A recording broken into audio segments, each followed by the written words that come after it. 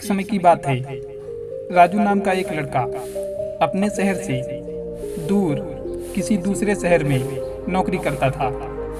लेकिन वह जब भी अपने होम टाउन आता था तो वह अपने दोस्तों से मिलना नहीं भूलता था।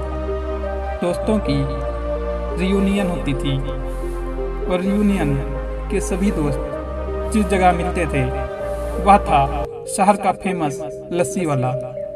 गर्मियों की छुट्टी में राजू अपने घर आया हुआ था।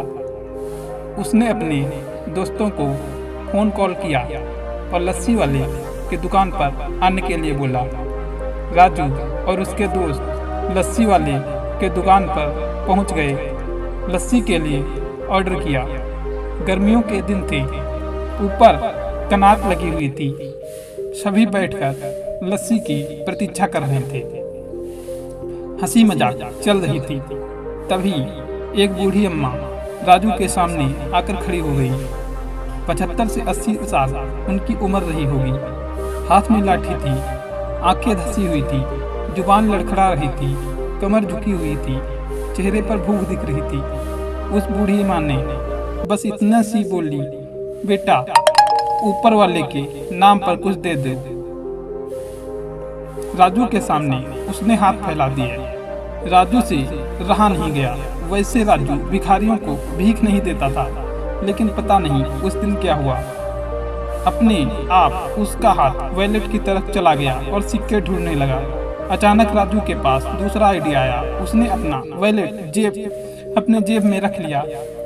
आप सोच रहे होंगे कि शायद उसने पैसा नहीं दिया, लेकिन उसने कहा, दादी जी क्या आप लस्सी पिएंगे? जैसे ही उसने दादी जी कहा, उस बूढ़ी अम्मा के चेहरे पर एक छोटी सी मुस्कान आ गई। राजू के दोस्त पीछे से देखने लगे कि यार यह क्या कर रहा है। मतलब 5 रुपए देकर बात खत्म हो जाती, 30 रुपए की लस्सी पिला रहा है। दोस्तों को ऐसा लग रहा था कि शायद राजू गरीब हो जाएगा, वह बूढ़ी अम्मा ठग कर चली जाएगी। राजू ने फिर से पूछा कि दादी जी क्या आप लस्सी पिएंगी? दादी जी ने नाकुल करते हुए धीरे से हाँ भर दी और उनकी हाँ को देख राजू को लगा कि यह बहुत दिनों से भूखी है। उसने जोर से आवाज लगाई कि भैया एक लस्सी और लाना। दादी जी दूर जाकर के खड़ी हो गई। फिर से वापस लड़के के पास आई और अपनी पोटली से कुछ सिक्के और पैसे निकाली और बोली, यह 5-7 रुपया मेरे पास है, जो आप पेमेंट करोगे उनमें यह पैसे मिला लेना। लड़के के चेहरे पर सारे भाव उड़ गए। उसकी आंखों में आंसू आ गए। उन्होंने पैसे देने की बात कर दी। लड़के ने कहा, माता जी माफ कीजिए, आप जाकर के बैठिए, अभी लस्सी आ रही है। लस्सी वाला लड़का आकर सबको गिलास दे दिए, उनको भी गिलास दे दिया। अब वह अम्मा दूर जाकर के नीचे जमीन पर बैठ गई। सभी दोस्त कुर्सियों पर बैठे हुए थे। अब वह कुर्सी लड़की को काटने लगी कि मैं यहाँ बैठा हूँ, वह नीचे बैठी हुई है। लड़के को मन ही मन ऐसा कर रहा था कि उनको बुलाऊं, अपने पास बगल के कुर्सी पर बैठा दूं।